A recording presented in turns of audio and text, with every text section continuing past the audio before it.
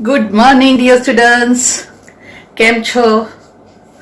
Hope so તમે બધા મજામાં હશો, ઘરમાં જ રહેતા હશો, નિયમોનું પાલન કરતા હશો, રાઈટ, અને કોરોનાથી પોતાની જાતને બચાવતા હશો.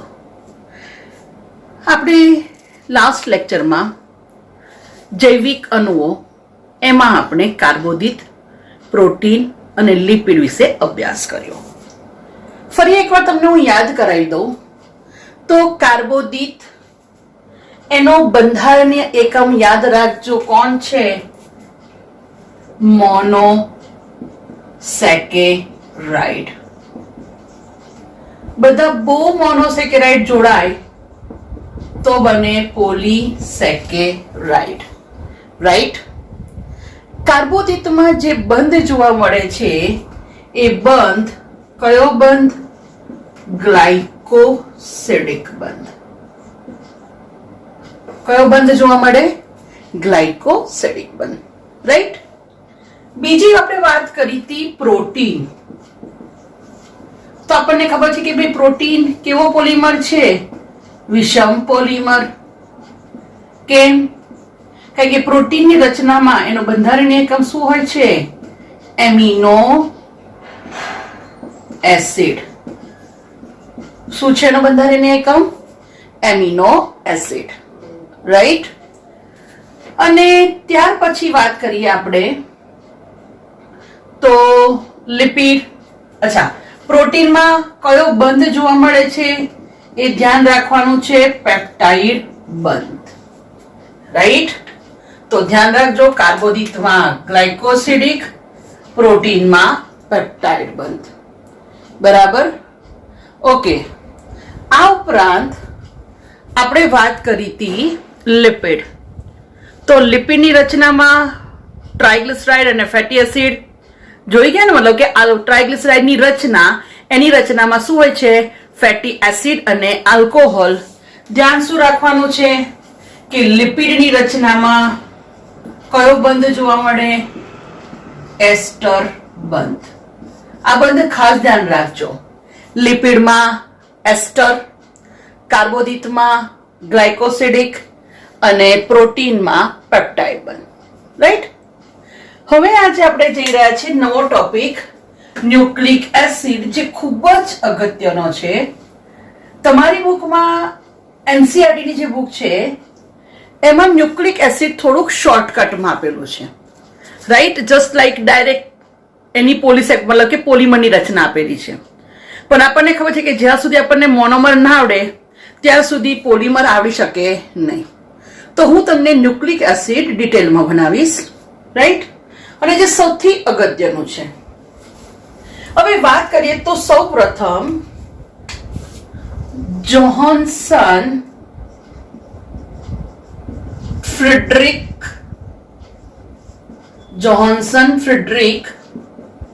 માઇશર.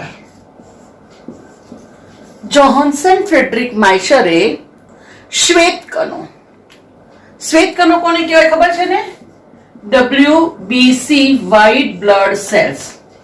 તમને ખાલી કહી દઉં કે જે રુધિર છે, રુધિર એની વાત કરીએ તો રુધિર એના 3 વસ્તુનું બનેલું છે. આમ જોવા જઈએ તો 2 વસ્તુ, રુધિર રસ અને રુધિર કોષો. રુધિર કોષો 2 પ્રકારના, એટલે કે 3 પ્રકારના મુખ્યત્વે. રક્તકણ, તમે જેને RBC કહો છો, શ્વેતકણ જેને WBC કહો છો, અને ત્રાક કણિકા જેને પ્લેટલેટ્સ કહો છો, રાઈટ. તો રક્તકણ, શ્વેતકણ અને ત્રાક કણિકાઓ એ રુધિર કોષો છે. હવે ધ્યાન રાખવાનું, શ્વેતકણ એના પ્રકાર પછી હું તમને સમજાવીશ આગળ. તો શ્વેતકણ, તો જોહાન્સન ફ્રેડરિક માઇશરે શ્વેતકણમાં એક અજ્ઞાત, જેનું કાર્ય નક્કી નથી એવો એક નિર્બળ એસિડિક પદાર્થ જોયો. એટલે પહેલી વસ્તુ કે જ્યારે પદાર્થ શોધાયો તેનું કાર્ય ખબર નથી. સેકન્ડ થિંગ ઇમ્પોર્ટન્ટ, એ પદાર્થ કેવો હતો? By nature acidic. અને એમને આપ્યું નામ ન્યુક્લિયઇન. શું નામ આપ્યું? ન્યુક્લિયઇન. અને ત્યાર પછી 1920 એમને ઓર આગળ રિસર્ચ કર્યું, સ્ટડી કર્યું, તો ખબર પડી કે ભાઈ ન્યુક્લિયરની રચનામાં બે વસ્તુ હોય છે, પ્રોટીન અને ન્યુક્લિક એસિડ. અને ત્યાર પછી ખબર પડી કે ભાઈ ન્યુક્લિક એસિડ કોના મહત્વના ઘટકો છે? રંગસૂત્રના બંધારણીય ઘટક. કારણ કે દરેક રંગસૂત્ર પર શું આવેલું હોય છે? જનીન. અને એની રચનામાં શું આવેલું હોય છે? ન્યુક્લિક એસિડ અને પ્રોટીન. પ્રોટીનની વાત કરું તો તમને ખબર છે કે રંગસૂત્રની રચનામાં પ્રોટીન યાદ છે? હિસ્ટોન પ્રોટીન, બરાબર, એ આગળ આવશે લાઇસિન અને આર્જિનિન ખાસ કરીને, રાઈટ? ખબર છે ને, બેઝિક એમિનો એસિડ બનેલા સિસ્ટીન, આર્જિનિન અને લાઇસિન, રાઈટ? તો જે હિસ્ટોન પ્રોટીન છે એની રચનામાં લાઇસિન અને આર્જિનિન હોય છે. તો ખાલી અત્યારે એટલું સમજો કે ભાઈ જે શ્વેતકણમાં અજ્ઞાત કાર્ય ધરાવતો જે પદાર્થ હતો એ હતો ન્યુક્લિક એસિડ, મતલબ કે ન્યુક્લિયરની રચનામાં બે વસ્તુ હોય છે, પ્રોટીન અને ન્યુક્લિક એસિડ. અને ન્યુક્લિક એસિડ આપણને ખબર છે મુખ્યત્વે બે, ડીએનએ અને આરએનએ, રાઈટ? તો ડીએનએ અને આરએનએ નું ફૂલ ફોર્મ તમને સૌથી પહેલા તો આવડવું જોઈએ. ડીએનએ એનું full form deoxyribose nucleic acid. DNA એનું ફૂલ ફોર્મ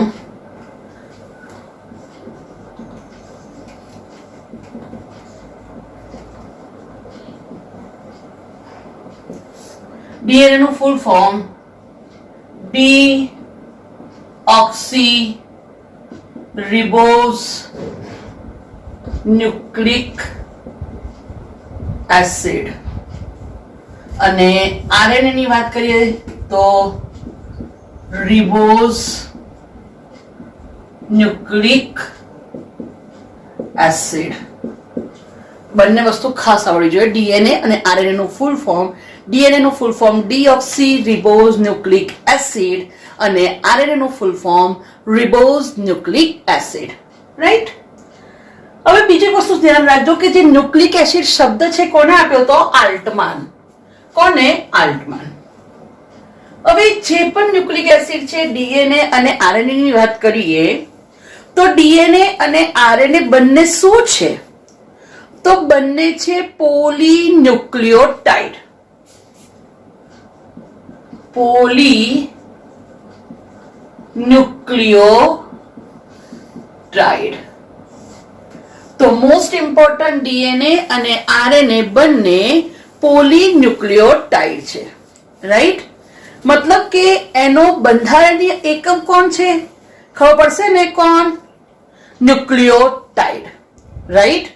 તો ડીએનએ અને આરએનએ બંને પોલીન્યુક્લિયોટાઇડ છે, એનો બંધારણીય એકમ થશે ન્યુક્લિયોટાઇડ. હવે આપણે જોઈએ કે ભાઈ ન્યુક્લિયોટાઇડ કેવી રીતે રચાય છે. તો મોસ્ટ ઇમ્પોર્ટન્ટ ધ્યાન રાખજો, હું તમને સમજાવવા જઈ રહી છું ન્યુક્લિયોટાઇડની રચના જે સૌથી અગત્યની છે. તો આપણે જોઈ રહીએ છીએ ન્યુક્લિયોટાઇડ. હું તમને ન્યુક્લિયોટાઇડ શીખવાડી દઉં. બે ન્યુક્લિયોટાઇડ ભેગા કરો એટલે ડાયન્યુક્લિયોટાઇડ, બધા બહુ ન્યુક્લિયોટાઇડ ભેગા કરો તો પોલીન્યુક્લિયોટાઇડ, રાઈટ? બીજી એક ઇમ્પોર્ટન્ટ વસ્તુ કહી દઉં કે જ્યારે ડીએનએ ની વાત આવે તો ડીએનએ અને આરએનએ બંને પોલીન્યુક્લિયોટાઇડ છે, ધેટ્સ ઓકે. પણ ડીએનએ ની વાત કરીએ તો ડીએનએ ની રચનામાં પોલીન્યુક્લિયોટાઇડ ની બે શૃંખલા હોય છે, જ્યારે આરએનએ ની રચનામાં પોલીન્યુક્લિયોટાઇડ ની એક જ શૃંખલા હોય છે. ધ્યાન રહેશે ને? ડીએનએ માં બે પોલીન્યુક્લિયોટાઇડ શૃંખલા અને આરએનએ માં એક જ. એનું આખું ડિટેલિંગ ડીએનએ નું આવે છે આગળ 12મા ધોરણમાં, રાઈટ? ફિલહાલ બેઝિક જોઈ લઈએ તો ડીએનએ અને આરએનએ બંને પોલીન્યુક્લિયોટાઇડ છે અને એનો બંધારણીય એકમ ન્યુક્લિયોટાઇડ. હવે જ્યારે ન્યુક્લિયોટાઇડની વાત કરીએ તો મોસ્ટ ઇમ્પોર્ટન્ટ ધ્યાન આપજો કે ન્યુક્લિયોટાઇડની રચનામાં ત્રણ વસ્તુ હોય. મોસ્ટ ઇમ્પોર્ટન્ટ, પહેલું પેન્ટોસ શર્કરા, બીજું નાઇટ્રોજન બેઝ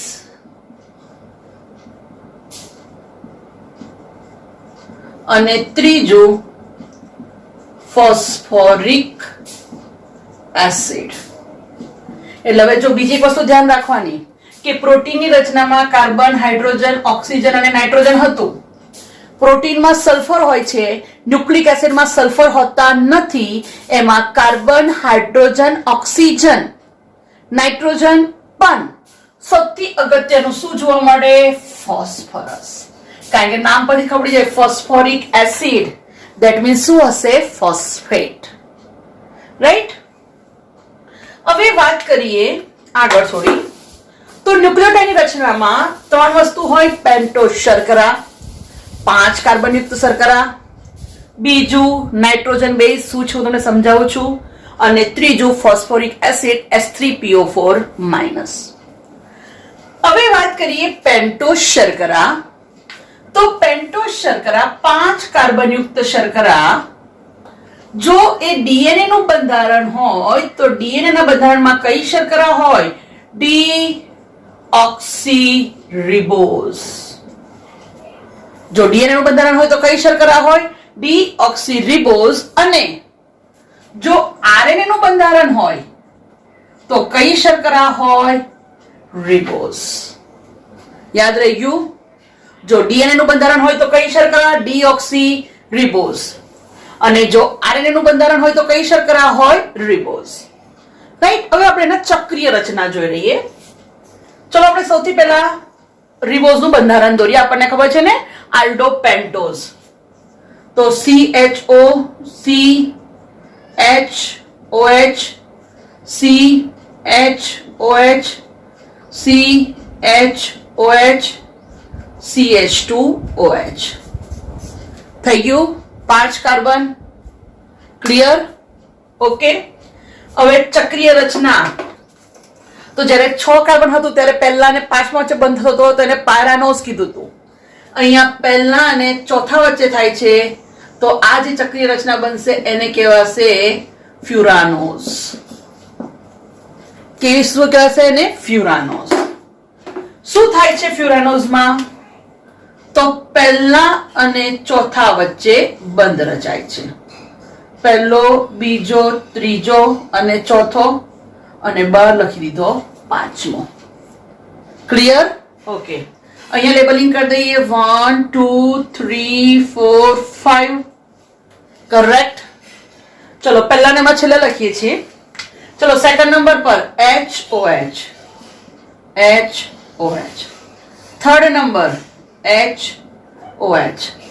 થર્ડ સાથે ફોર્થ H અને ફિફ્થ CH2OH.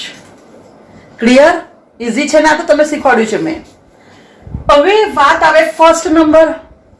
તો એક શું રહેશે? H અને OH. હવે મેં તમને શીખવાડ્યું હતું કે જો પહેલા નંબર પર H ઉપર અને OH નીચે હોય તો એને કહેવાય alpha ribose. Right. First carbon પર H ઉપર અને OH નીચે તો એને આલ્ફા કાર્બન કહેવાય, આલ્ફા રિબોઝ. અને જો OH ઉપર અને H નીચે હોય તો એનું કયું સ્વરૂપ કહેવાય? Beta ribose. તમારે કેમિસ્ટ્રીમાં ડિટેલમાં આવશે બધું. બાયો માટે અત્યારે આટલું જ ઇનફ છે, આલ્ફા ફોર્મ અને beta form. Most important thing યાદ રાખવાનું કે જ્યારે ડીએનએ અને આરએનએ ની વાત કરીએ તો એમાં હંમેશા બીટા ફોર્મ જ હોય. કયા ફોર્મ હોય? Beta form. રાઈટ. તો આ વાત થઈ બીટા રિબોઝ. કોણ બંધારણ જોયું? Beta ribose. ચલો હવે આ વાત થઈ ગઈ રિબોઝ શર્કરા. આવું જ સેમ બંધારણ કોનું આવે? ડીઓક્સીરિબોઝ. કોઈ જ ચેન્જ નહીં, એકદમ માઇનોર ચેન્જ. આપણને ખબર છે કે જ્યારે ડીઓક્સીરિબોઝ ની વાત કરીએ તો રિબોઝ નું જ બંધારણ, પણ બીજા નંબરના કાર્બન પર એક ઓક્સિજન ઓછો. ડીઓક્સીરિબોઝ. બીજા નંબરના કાર્બન પરથી ઓક્સિજન ઓછો એ કોનું બંધારણ? ડીઓક્સીરિબોઝ. રાઈટ. તો એ વાત થઈ. તો હવે આ જ બંધારણ સેમ, ફક્ત બીજા નંબર પર HH. તો આ થઈ જશે બંધારણ બીટા ડીઓક્સીરિબોઝ. દોડતા આવડશે ને? ફરી એકવાર જોઈ લો. ચક્રીય રચના, પહેલો કાર્બન, બીજો, ત્રીજો, ચોથો અને ચોથા સાથે પાંચમો, પહેલા અને ચોથા વચ્ચે બંધ. રાઈટ. રિબોઝ હોય તો અહીંયા HOH, HOH, ચોથા પર H અને પાંચમા પર CH2OH. રાઈટ ને? Second number H. તો અહીંયા H, કારણ કે હવે H પછી ખબર પડી જવી જોઈએ કે આ કોનું રચના છે? ડીઓક્સીરિબોઝ. તો જો ડિફરન્સ કેટલો? તો આટલો. આ કોનું બંધારણ? રિબોઝ. આ કોનું બંધારણ? ડીઓક્સીરિબોઝ. ક્લિયર? ભલે જો રચના સરખી છે પણ બધાના કાર્યો અલગ અલગ છે. જેમ કે રિબોઝ શર્કરા એ આરએનએ ના બંધારણમાં હોય તો ડીઓક્સીરિબોઝ બંધારણ કોને બંધારણમાં હોય? ડીએનએ ના બંધારણમાં. ડીએનએ અને આરએનએ ની રચના ભલે સરખી હોય પણ કાર્યો ભિન્ન હોય. જેમ કે મોટા ભાગના વનસ્પતિ અને પ્રાણી કોષોમાં જનીન દ્રવ્ય તરીકે શું હોય? ડીએનએ. રાઈટ. પણ જ્યારે વાયરસની વાત કરીએ તો એમાં જનીન દ્રવ્ય તરીકે શું હોય? આરએનએ. બરાબર. તો આ વાત થઈ ડીઓક્સીરિબોઝ અને રિબોઝ. ચક્રીય રચના આવડશે ને? ફ્યુરાનોસ ફોર્મ કહેવાય છે અને હંમેશા કયું સ્વરૂપ હોય? Beta form. કયું ફોર્મ હોય? Beta form. બરાબર. તો આપણે જોઈ રહ્યા છે ન્યુક્લિક એસિડ. ન્યુક્લિક એસિડમાં પણ આપણે સ્ટાર્ટ કર્યું ન્યુક્લિયોટાઇડની રચના. ન્યુક્લિયોટાઇડની વાત કરીએ તો ન્યુક્લિયોટાઇડમાં પણ ત્રણ વસ્તુનો સમાવેશ થાય છે: પેન્ટોઝ શર્કરા, નાઇટ્રોજન બેઝ અને ફોસ્ફરસ. રાઈટ. સેકન્ડ થિંગ યાદ રાખવાનું છે કે ન્યુક્લિક એસિડ કોના બંધારણીય ઘટક છે? રંગસૂત્રના. તમને ખબર છે કે મનુષ્યમાં 23 જોડ રંગસૂત્ર હોય, એમાંથી 1 થી 22 જોડ એને દૈહિક રંગસૂત્ર કહેવાય. રાઈટ. આ દૈહિક રંગસૂત્ર જોડ હોય હંમેશા 2n કહેવાય. એટલે એક રંગસૂત્ર મારા તરફથી, એક રંગસૂત્ર પિતા તરફથી આવે. રાઈટ. ઓકે. સેકન્ડ થિંગ, 23મી જોડ એને કહેવાય લિંગી રંગસૂત્ર, જે લિંગ નક્કી કરે છે, જાતિ. જો XX હોય તો બાળક છોકરી અને XY હોય તો બાળક છોકરો. તો આ જે રંગસૂત્ર છે એના ધારક રંગસૂત્ર શું ધરાવે છે? તો જનીન. રાઈટ. રંગસૂત્ર પર શું આવેલા હોય છે? જનીન. રાઈટ. તો જે વારસાગત લક્ષણો માટે ખરેખર જવાબદાર છે. બરાબર. તો ધ્યાન રાખજો. અચ્છા, આના પરથી મારે બીજી એક મોસ્ટ ઇમ્પોર્ટન્ટ વસ્તુ તમને કહેવાની હતી કે જે તમે દેખ્યો અભ્યાસ કર્યો એ રક્તકણનો નહીં, શ્વેતકણનો અભ્યાસ કર્યો. રાઈટ. શું અલગ કર્યા? શ્વેતકણ. એટલે એના પરથી એક કાયમ વસ્તુ યાદ રાખજો કે મનુષ્યના રક્તકણની વાત કરીએ તો એમાં કોષ કેન્દ્ર હોતું નથી. એટલે જ્યારે પણ ડીએનએ ફિંગરપ્રિન્ટ કરવું હોય કે રંગસૂત્રનો અભ્યાસ કરવો હોય, વારસાગત રોગોનો અભ્યાસ કરવો હોય તો હંમેશા શ્વેતકણોનો ઉપયોગ થાય છે. આ કોમન સેન્સની વસ્તુ. કેમ શ્વેતકણો? કારણ કે રક્તકણોમાં કોષ કેન્દ્ર જ ના હોય, કોષ કેન્દ્ર ના હોય તો ડીએનએ ના હોય, ડીએનએ ના હોય તો વારસાગત લક્ષણોનો અભ્યાસ થઈ શકે નહીં. Right. So this is most important question. ધ્યાન રાખજો કે જ્યારે પણ વારસાગત લક્ષણોનો અભ્યાસ કરવો હોય તો કોનો ઉપયોગ થાય છે? કરેક્ટ. કોનો? શ્વેતકણોનો. રક્તકણોનો ઉપયોગ કેમ નથી થતો? કારણ કે રક્તકણમાં કોષ કેન્દ્ર હોતું નથી. બહુ જ ઇમ્પોર્ટન્ટ ક્વેશ્ચન. રાઈટ. ઓકે. તો આ વાત થઈ પેન્ટોઝ શર્કરા. પેન્ટોઝ શર્કરા બે પ્રકારની જોઈ, ડીએનએ અને આરએનએ માં કઈ? તો ડીએનએ માં ડીઓક્સીરિબોઝ શર્કરા અને આરએનએ માં કઈ શર્કરા? રિબોઝ શર્કરા. રાઈટ. તો આ વાત થઈ પેન્ટોઝ શર્કરા. હવે બીજી વાત કરીએ તો નાઇટ્રોજન બેઝ.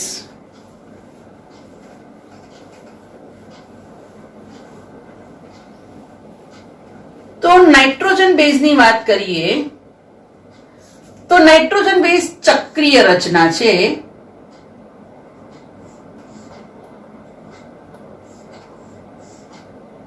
બરાબર. બે સ્વરૂપે હોય, પિરિમિડિન અને બીજું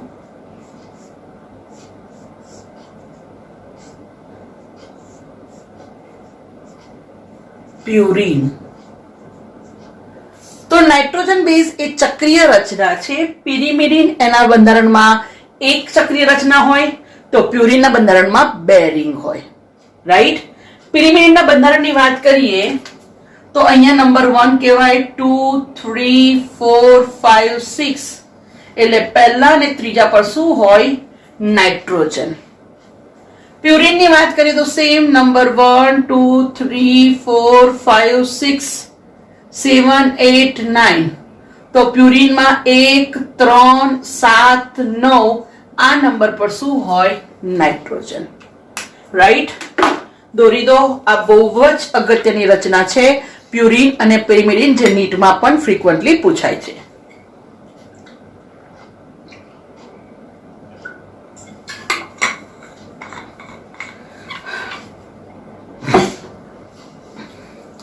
ઓકે, ડન. હવે વાત કરીએ કે પિરિમિડિન તરીકે કોણ આવે. તો પિરિમિડિન તરીકે 3 નાઇટ્રોજન બેઝ આવે, CTU. યુ સિટી મારો. Right. You means uracil, T means thiamine, C means cytosine. Uracil, thiamine, cytosine. Uracil, thiamine અને સાઇટોસિન. ક્લિયર. જ્યારે પ્યુરિનની વાત કરીએ તો AG, A means adenine, G means guanine. Right. તો આ વાત થઈ નાઇટ્રોજન બેઝ. નાઇટ્રોજન બેઝ ચક્રીય રચના હોય. પિરિમિડિનની વાત કરીએ તો પિરિમિડિનના બંધારણમાં બે રિંગ હોય, એક રિંગ હોય. પ્યુરિનના બંધારણમાં બે રિંગ હોય. રાઈટ. પિરિમિડિનના ઉદાહરણ છે સાઇટોસિન, થાઇમિન અને યુરેસિલ. અને પ્યુરિનના ઉદાહરણ છે એડેનાઇન અને ગ્વાનિન. એમાં પણ એક મોસ્ટ સિક્રેટ વસ્તુ કહી દઉં કે જ્યારે પણ ડીએનએ નું બંધારણ જોશો તો ડીએનએ બંધારણમાં યુરેસિલ ક્યારેય હોતો નથી. અને વાત કરીએ આરએનએ તો આરએનએ ના બંધારણમાં થાઇમિન ક્યારેય હોતો નથી. Most important point. બરાબર. તો આ વસ્તુ ધ્યાન રાખજો.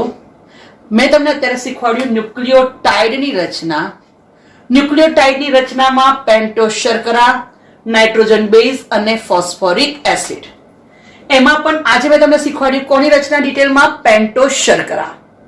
પેન્ટોઝ શર્કરા ડીએનએ રચનામાં ડીઓક્સીરિબોઝ.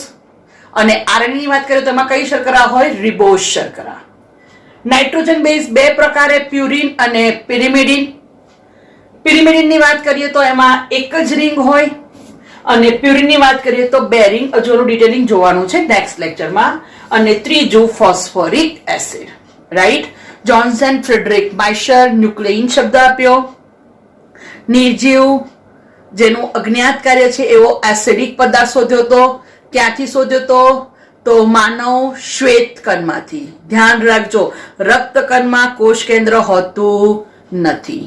ક્લિયર. બરાબર. તો હવે નેક્સ્ટ લેક્ચરમાં આપણે નાઇટ્રોજન બેઝ વિશે ડિટેલમાં જોઈશું. Okay, thank you. હેલો. તમને આ લેક્ચર ગમ્યું હોય તો પ્લીઝ લાઈક કરો, સબસ્ક્રાઇબ કરો અને કોમેન્ટ કરવાનું ભૂલો નહીં. એટલે કેવું લાગ્યું? એવું તો સારું લાગ્યું હોય તો કહો તો ખરા, હે ને? Thank you.